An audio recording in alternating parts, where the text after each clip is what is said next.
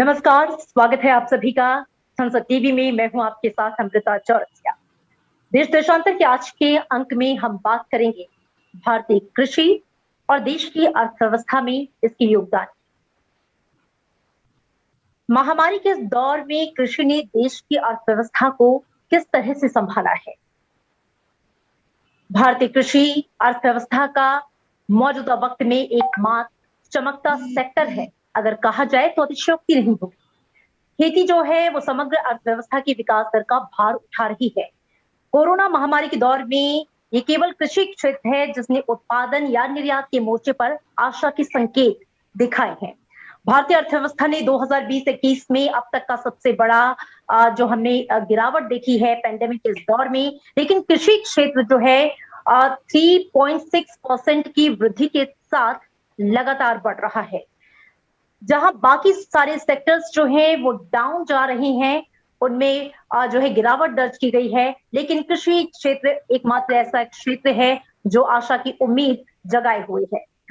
आपको बता दें कि अप्रैल सितंबर 2020 के दौरान कृषि निर्यात जो है वो 43.4 से बढ़कर काफी ज्यादा अच्छे रिकॉर्ड स्तर पर पहुंच गया। और इसके अलावा हम देख रहे हैं कि पिछले 5 साल से लगातार रिकॉर्ड उत्पादन भी दर्ज किया जा रहा है। तमाम जो स्कीम्स है सरकार की ओर से कृषि क्षेत्र को सपोर्ट करने के लिए, इसके अलावा वो कौन कौन से फैक्टर हैं जो कृषि क्षेत्र की इस बढ़ोतरी के लिए उत्तरदायी हैं, तमाम पहलुओं पर बात करेंगे अपने दो बेहद खास मेहमानों से। आलोक सिन्हा मेरे साथ हैं चर्चा में, फॉर्मर एडिशनल सेक्रेटरी हैं मिनिस्ट्री ऑफ एग्रीकल्चर।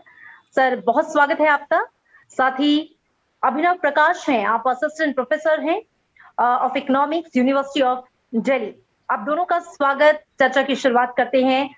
सबसे पहले अभिनव, मैं आपसे चर्चा की शुरुआत करना चाहूंगी और जो आंकड़े हमारे सामने हैं पेंडेमिक के इस दौर में 2020-21 का जो आंकड़ा सामने आया है भारतीय अर्थव्यवस्था का, जिसमें देखा कि जो बाकी सारे सेक्टर्स हैं वो कहीं ना कहीं गिरावट दर्ज कर रहे हैं, लेकिन कृषि क्षेत्र जो है वो 3.6% की वृद्धि के साथ सबसे ऊपर है। सबसे पहले मैं चाहूंगी इसे आप समझाएं, इसके पीछे के जो फैक्टर्स हैं उनको हमारे दर्शकों को बताएं। जी अमृता जी, देखिए इसका मुख्य कारण है कि पिछले साल जब पैंडेमिक की पहली वेव आई थी और इकॉनमी में लॉकडाउन लगाया गया था, तो कृषि क्षेत्र ऐसा क्षेत्र था जिसमें कोई लॉकडाउन नहीं लगा था। शुरुआत के 1 महीने बाद ही तुरंत ही कृषि के क्षेत्र के और उससे जुड़ी जो बाकी चीजें हैं, जैसे फर्टिलाइजर का प्रोडक्शन हो गया, बाकी चीजों का हो गया, उस पर लॉकडाउन नहीं लगा था, तो कृषि क्षेत्र जो है अपना काम करता रहा था। दूसरी बात ये थी कि पिछले साल मानसून काफी अच्छा हुआ था, तो उसका भी सीधा प्रभाव देखने पे कृषि क्षेत्र में मिला था। तीसरी बात ये थी कि गांव में जो है पिछले साल कोरोना का या महामारी की जो असर था वहां नहीं पहुंचा था। तो जो फर्स्ट वेव थी वो मुख्यतः शहरों तक की सीमित थी और गांव में कुछ ऐसा डिस्ट्रप्शन हुआ नहीं था। सो ग्रामीण अर्थव्यवस्था जो थी वो अपने सुचारू रूप से चलती रही थी। बहुत सारे लोग शहरों से माइग्रेट होकर गांव गए थे, सो उसका भी एक था, एक सरप्लस लेबर था, लेबर कॉस्ट थोड़ी कम हुई थी, तो उसका भी एक असर देखने को मिला था। उसके अलावा सरकार की जो राहत पैकेजेस थे, जैसे कि आपने फूड प्रोक्योरमेंट का बहुत बड़ा स्कीम चलाई थी लास्ट ईयर, तो उसके कारण जो डिमांड साइड शॉक था वो उतना इफेक्ट नहीं किया था, क्योंकि सप्लाई साइड शॉक आपका ग्रामीण अर्थव्यवस्था में हुआ नहीं था पिछले साल, क्योंकि वहाँ लॉकडाउन था नहीं। दूसरी बात है कि डिमांड में डिक्लाइन हुआ था क्योंकि इनकम लॉस हुआ था लॉकडाउन के कारण, बहुत सारे सेक्टर्स बंद हुए थे, हॉस्पिटैलिटी, ट्रेड, टूरिज्म बंद हुए थे। लेकिन सरकार ने जो प्रोक्योरमेंट की जो स्कीम्स लाई थी बहुत ही बड़ी स्तर पे, तो उसके कारण जो है उसका उतना असर हुआ नहीं था। और फाइनल बात इसमें ये थी कि जो आपका रिवाइवल था, उसको में जो है जो वर्ल्ड जो ट्रेड प्राइसेस थी जो विश्व स्तर पे जो है वो काफी ऊंचे स्तर पे थी, तो उसका एक्सपोर्ट पे भी काफी फायदा पड़ा था। तो इसीलिए कृषि क्षेत्र में आप देखते हैं कि ये अच्छा परफॉर्मेंस लास्ट ईयर हुआ था। जी बिल्कुल। आलोक सिन्हा सर, मैं आपका रुख करना चाहूंगी और जिन बातों का जिक्र अभिनव कर रहे थे, हमने देखा कि इस डिस्ट्रेसफुल भरे माहौल में जब अर्थव्यवस्था जो है वो कहीं ना कहीं मायूस करती है, सिर्फ अगर हम देखें ये जो पहली लहर और दूसरी लहर के बीच में, लेकिन सभी सेक्टर्स में गिरावट के बीच कृषि क्षेत्र ने जिस तरीके से वृद्धि दर्ज की है, 3.6% का जो बढ़ता हुआ आंकड़ा है, वो क्या संकेत दिखा रहा है? देखिए, वो संकेत तो ये दिखा रहा है कि यदि लॉकडाउन का असर किसी सेक्टर में ना हो तो वहाँ का एक्टिविटीज कंटिन्यू करता है, क्योंकि पहली वेव के समय एग्रीकल्चरल एक्टिविटीज में कोई लॉकडाउन नहीं था, तो उसमें नॉट ओनली वो चलता रहा, उसमें एक्चुअली वृद्धि हुई। लास्ट ईयर भी, पिछले साल भी गेहूं और खरीफ का जो प्रोक्योरमेंट था उसमें 10-15% तक की वृद्धि हो गई थी। फर्टिलाइजर का जो लिफ्टिंग था उसमें 10% वृद्धि हो गई थी। उसके ऊपर से जो पीएम किसान योजना था उसमें करीब 21,000 करोड़ रुपए सीधे किसानों के अकाउंट में भेजा गया था। एंड ऑफ कोर्स, जैसे ये अभिनव जी ने बताया कि ड्राउट भी नहीं था। सो सभी फैक्टर्स एक साथ हेल्पफुल थे, और जहां सारे अन्य सेक्टर्स फेल कर गए थे, वो नेगेटिव पे आ गए थे, वहां एग्रीकल्चरल इकोनॉमी का ग्रोथ रेट 3%, 3.6% था। नाउ क्वेश्चन ये है कि इस बार वो क्या कंटिन्यू करेगा, क्योंकि उसका कंटिन्यू करना बड़ा ही आवश्यक है। नाउ इस बार एक तो लॉकडाउन उतना टोटल नहीं था जितना लास्ट ईयर था, so therefore it is expected कि यदि ड्राउट ना हो, यदि मानसून चले, तो एग्रीकल्चरल उपज में और भी इंक्रीज आएगी। ऑलरेडी इस बार व्हीट प्रोक्योरमेंट में, गेहूं के प्रोक्योरमेंट में पिछले साल की तुलना में, in spite of farmers movement, जो फार्मर्स मूवमेंट के नाम पे एक बहुत हल्ला मचाया गया था, उसके बावजूद भी गेहूं के प्रोक्योरमेंट में, रबी प्रोक्योरमेंट में 15% की वृद्धि हुई है। सो देयरफॉर एग्रीकल्चरल सेक्टर में 1 लाख करोड़ से ज्यादा रुपए उसमें एमएसपी के रूप में पंप इन किया गया है। It will continue like this.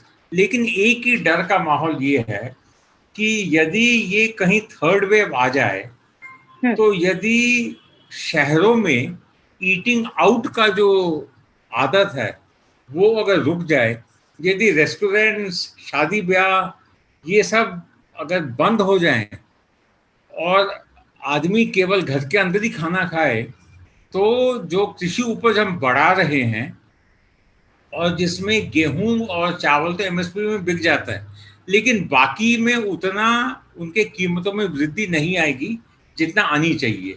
और ये एक कॉन्ट्रडिक्टरी चीज है कि आप एग्रीकल्चरल के जो प्रोडक्ट्स हैं, जो आउटपुट है, उसमें अगर प्राइस बढ़े तो एग्रीकल्चरल इकोनॉमी भी बढ़ेगी। लेकिन अगर वो प्राइस बढ़े तो फिर शहरों में, बुद्धिजीवियों में बहुत हाहाकार मच जाता है कि प्राइस राइज हो रहा है। लेकिन जो भी हो, it is expected, it is hope कि सेकेंड वेव क्योंकि अब खत्म हो रही है, तो शहरों में, कस्बों में जो रेस्टोरेंट्स हैं, ढाबाज हैं, शादी प्रथा के जो सेलिब्रेशंस हैं, वो दोबारा रिज्यूम हो जाएंगे। तो अपने आप ही एग्रीकल्चर प्रोड्यूस की बिक्री जो होनी चाहिए और जो पैंडेमिक के पहले जिस तादाद से होती थी, वो दोबारा होगी। तो to that extent agricultural activity चलती रहेगी। बिल्कुल। अभिनव, मैं आपसे ये जानना चाहूंगी, हम जानते हैं कि जो सरकार है वो 2022 तक किसानों की जो आमदनी है उसको दोगुना करने के लक्ष्य के साथ चल रही है।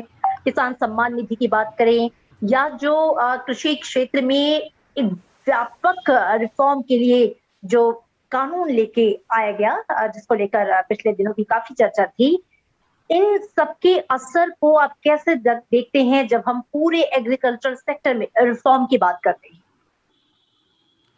देखिए, सरकार का जो उद्देश्य है उसी के तहत जो है ये कृषि कानून लाए गए थे, जो किसानों की आय को जो है बढ़ाने में काफ़ी सहायक सिद्ध होने वाले थे। लेकिन जिस तरीके से उस पर राजनीति हुई है, प्रोटेस्ट हुआ है, तो अभी तक वो उन कानूनों को लागू नहीं किया गया है, उन रिफॉर्म्स को। हालांकि बहुत सारे राज्यों में पहले से ही जो है इस तरह की फ्रीडम थी, लेकिन ये लगता है इस पर एक सेटबैक लगा हुआ है। इसका पूरा असर इतनी जल्दी देखने को नहीं मिलेगा।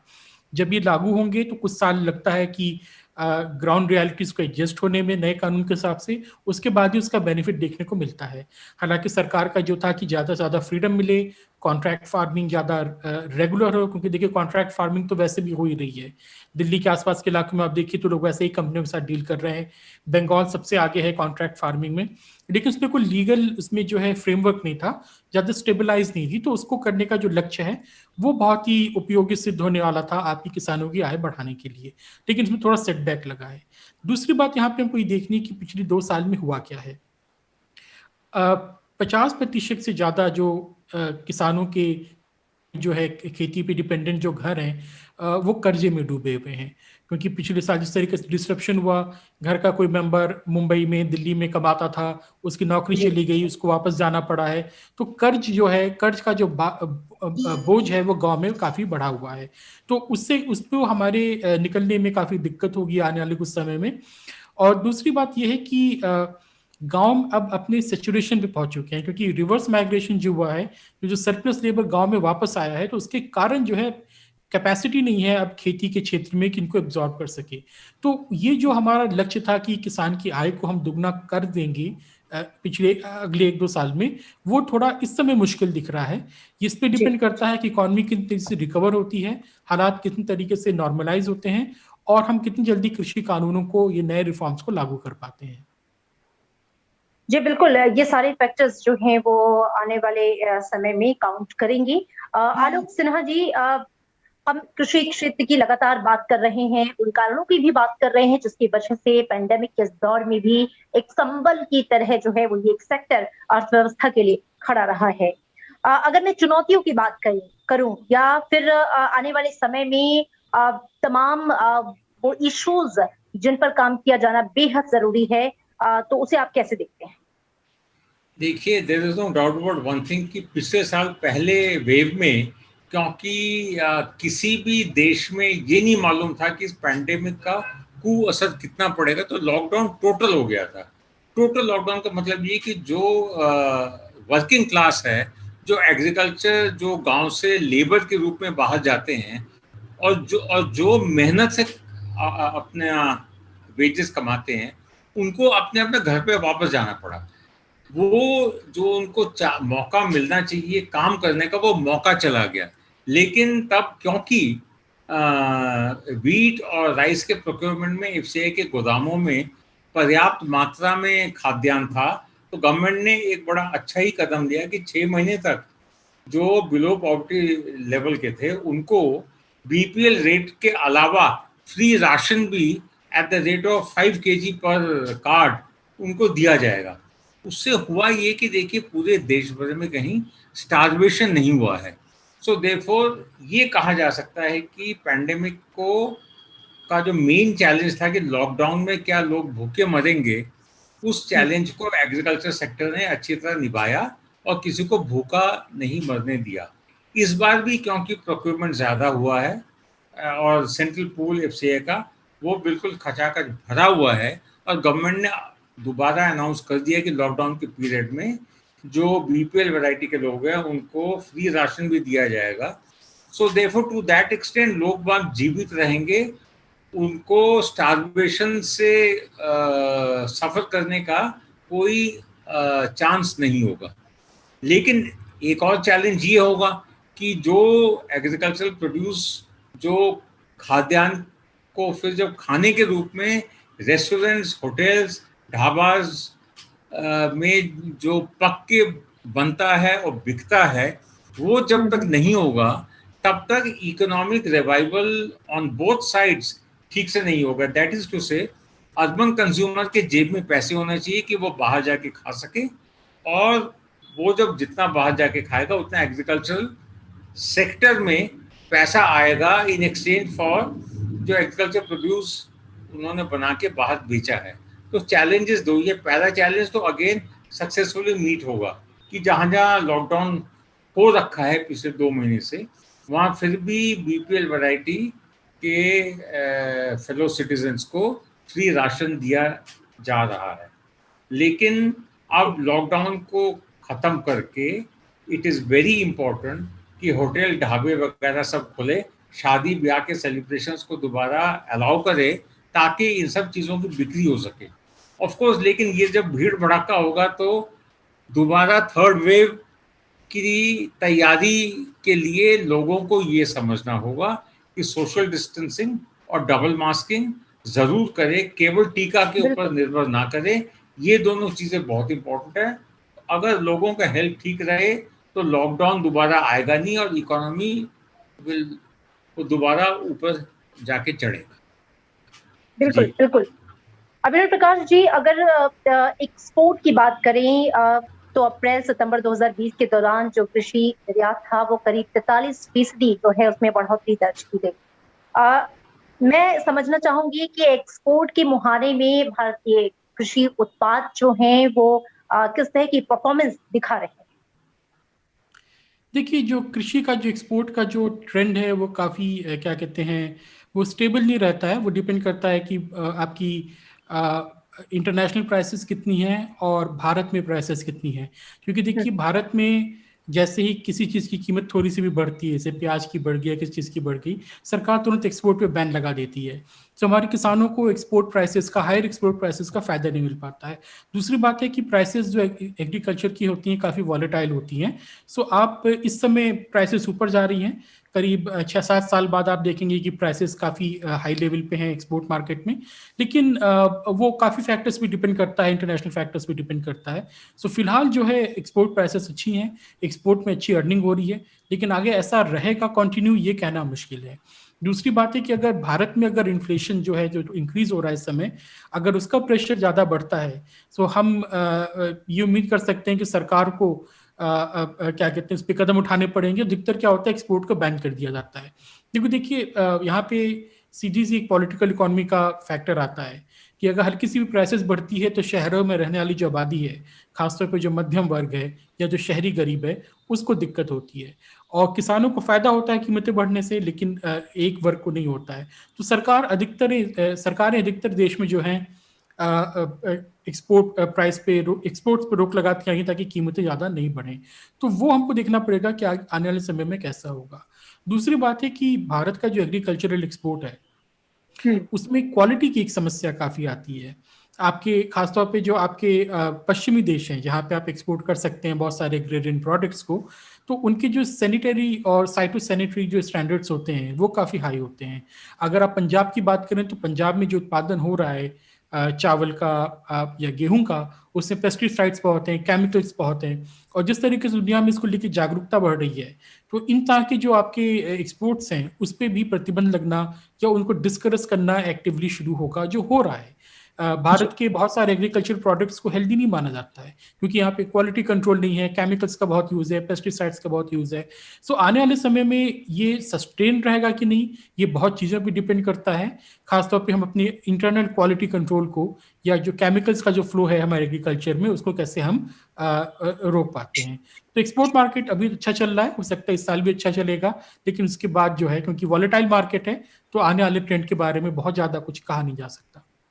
बिल्कुल, इसमें फ्लक्चुएशंस जो है वो होती रहती हैं। आलोक सिन्हा जी, अगर मैं सरकार की नीतियों की बात करूं, एक समग्र नीति की बात करूं, हमने देखा है कि मौजूदा सरकार ने कृषि क्षेत्र को उसमें व्यापक परिवर्तन के लिए बहुत सारे अपनी पॉलिसीज में परिवर्तन किया है और बहुत सरकार का फोकस है।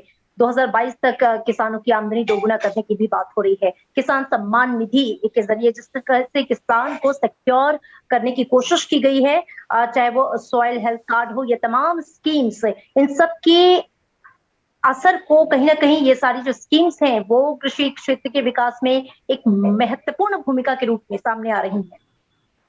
जी, देखिए, ये जो पिछले 12 महीने तो चले हैं ना, ये जब शुरुआत हुआ था तो रतन टाटा साहब ने भी कहा था कि अगले 1 साल तक हमें केवल अपना पर्सनल हेल्थ और सर्वाइवल देखना चाहिए, और इकोनॉमिक एक्टिविटीज़ में कितना नफ़ा कितना नुकसान होगा वो हमें 1 साल बाद ही चिंता करनी चाहिए।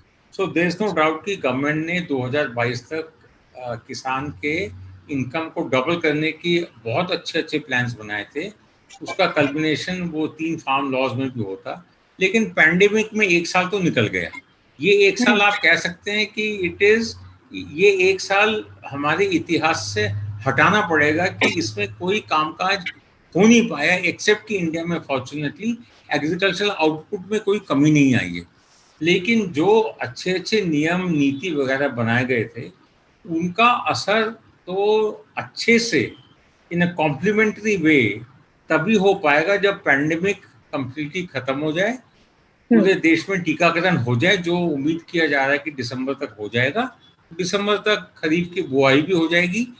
So it is generally thought कि जनवरी के बाद ही हिसाब लगाना चाहिए कि एग्रीकल्चरल को इन होलसेल पैकेज कैसे इसका रिवाइवल किया जाए। लेकिन जो गवर्नमेंट ने नीति वगैरह अनाउंस किए थे पिछले 2 साल में, वो सभी ठीक है, लेकिन उनके इम्प्लीमेंटेशन 1 साल में तो ठीक से हो नहीं पाया, कहीं भी नहीं हो पाया, दुनिया के किसी भी देश में नहीं हो पाया। उसलिए आप देखेंगे चीन के अलावा किसी भी देश में, सभी देशों में नेगेटिव जीडीपी रहा है पिछले 12 महीने। लेकिन उम्मीद की जाती है कि अब क्योंकि लोगों को सोशल डिस्टेंसिंग, डबल मास्किंग के जो गुण का वो कन्विक्शन हो गया है और टीकाकरण शुरू हो गया है, और यदि टीकाकरण दिसंबर के अंत तक पूरे देश को कवर कर देता है तो उसके बाद अपने आप ही economic revival on a sustained basis होगा, और उसमें फार्म लॉज का भी implementation I am sure supreme court के अप्रूवल से रिज्यूम हो जाएगा, और बाकी जितने भी नियम कानून नीति वगैरह गवर्नमेंट ने अनाउंस किए पिछले 2 साल से, उनका इम्प्लीमेंटेशन भी जोर शोर से होगा। जी बिल्कुल, जैसे जैसे हम महामारी के इस दौर से निकलेंगे, स्थितियां जो हैं, तस्वीर जो है वो और बेहतर होती जाएगी। अभिनव प्रकाश, अब चूंकि हम कार्यक्रम को समाप्त करने की ओर हैं, मैं चाहूंगी जब हम बात कर रहे हैं अर्थव्यवस्था के इस दौर में, जब कृषि एक उम्मीद की तरह है और जो उसकी ग्रोथ है वो बाकी सेक्टर से सबसे बेहतर है, क्लोजिंग कमेंट्स के साथ चाहूंगी मैं आप अपनी बात रखें। जी, देखिए, कृषि के क्षेत्र में अगर हम इसको थोड़ा और इसका दायरा बड़ा करके देखें तो जो ग्रामीण अर्थव्यवस्था है उसमें करीब 60% इनकम जो है वो नॉन फार्म सेक्टर से आती है। ये यानी जो कृषि और उसके अलाइड सेक्टर्स होते हैं उससे आती है। तो इकोनॉमी का, लॉकडाउन का, सप्लाई डिस्ट्रप्शन पर उस पर काफी असर पड़ा है। कोर पे कृषि है, कृषि अगर प्रॉस्परस होगी तो बाकी सेक्टर भी गांव में ग्रो करते हैं, तो इस पे हमको ध्यान देने की आवश्यकता है। दूसरी बात है कि जो अधिकतर जो आपके मैंने बताया कि मैक्सिमम जो आपके हाउस होल्ड्स हैं वो कर्ज में डूब गए हैं पिछले 2 साल में, उसको थोड़े रिलीफ करने की आवश्यकता है ताकि जो है उनको थोड़ी रिलीफ मिल सके कर्ज के भार से। और तीसरी बात है कि जो कृषि कानून है उनको हमको थोड़ा पुश करने की आवश्यकता है, जमीन पर उतारने की, लागू करने की आवश्यकता है, और एपीएमसी का जो फंक्शन है उसको भी इम्प्रूव करने की आवश्यकता है। तो सरकार की जो स्कीम्स हैं कि रिकॉर्ड प्रोक्योरमेंट हो रहा है, लोगों के अकाउंट में पैसे मिल रहे हैं, जो पीएम किसान योजना है वो सब जारी रहे, मनरेगा है वो जारी रह रही है, लेकिन ओवरऑल जो स्ट्रक्चर है कृषि का, एग्रेरियन इकोनॉमी का, उसको नॉन फार्म सेक्टर को ध्यान में रखते हुए और ज्यादा मार्केट ओरिएंटेड, मार्केट फ्रेंडली बनाने की आवश्यकता है। बिल्कुल, आलोक सिन्हा जी, मैं चाहूंगी आप भी आखिरी वक्तव्य अपना दें, किस तरीके से हम आगे बढ़ रहे हैं और आगे किन मोर्चों पर काम किए जाने की जरूरत है। देखिए, पिछले 12 महीने में in spite of the pandemic, in spite of the fact कि पिछले साल करीब 90 दिन टोटल लॉकडाउन था पूरे देश भर में, तो भी पिछले साल का रबी और खरीफ का उपज रिकॉर्ड ब्रेकिंग हुआ था। इस साल भी रबी का उपज रिकॉर्ड ब्रेकिंग हुआ है, और अगर ड्राउट वगैरह ना हो, अगर मानसून ठीक हो तो खरीफ का उपज भी ठीक ही रहेगा। इसका मतलब ये कि देखिए, अगर एग्रेरियन इकोनॉमी, अगर कृषि सेक्टर में अगर सब कुछ ठीक ठाक चलता रहे, उपज अगर बढ़ता रहे, तो पूरे देश के इकोनॉमिक रिवाइवल का ढांचा हैज बीन कंटिन्यूअसली मेंटेन्ड। ना उस बेस के ऊपर कैसे एक्टिविटी किया जाए। अभी तक जो हमारा नेगेटिव जीडीपी पिछले 1 साल में हुआ था, कि इसलिए हुआ था कि लॉकडाउन की वजह से पिछले साल से सारे नॉर्मल इकोनॉमिक एक्टिविटीज को सस्पेंड करके रखना पड़ा। तो मेरा तो यही इच्छा भी है और होप भी है, उम्मीद भी है, डबल मास्किंग, सोशल डिस्टेंसिंग और मास वैक्सीनेशन से इसके बाद सारे इकोनॉमिक एक्टिविटीज एक साथ फिर से रिज्यूम हो जाएगा, और उसी से जीडीपी हमारा दोबारा पॉजिटिविटी की ओर जाएगा। और सभी इंटरनेशनल इकोनॉमिस्ट्स, क्रेडिट एजेंसी, सबका कहना ये है कि विद इन 6 मंथ्स इंडिया का जीडीपी प्लस पे आ जाएगा। और इसका बेस अग्रेरियन इकोनॉमी ने रखा है कि 4 सक्सेसिव क्रॉप सीजन्स में इन्होंने अपने हाथ नहीं ऊपर किए और उपज बढ़ता ही हुआ। जी बिल्कुल, अनिश्चितताओं के इस समय से जब हम बाहर निकलेंगे, और उसके बाद जो जिन बातों का जिक्र आपने भी किया कि बहुत जरूरी है कि जो सावधानियां हैं वो उनको आगे भी उसी रूप में अपनाया जाए, कोविड एप्रोप्रिएट बिहेवियर के साथ, और जैसे जैसे अनलॉक की तरफ हम बढ़ रहे हैं, जो ग्रोथ है, जीडीपी ग्रोथ है, वो भी आगे बढ़ेगी और कृषि तो निश्चित रूप से महामारी में भी उसने बेहतर प्रदर्शन किया और आगे भी उसकी जो संभावनाएं हैं वो बहुत ही सकारात्मक संकेत दिखा रही हैं। आप दोनों खास मेहमानों का शुक्रिया चर्चा में हमारे साथ शामिल होने के लिए। नमस्कार।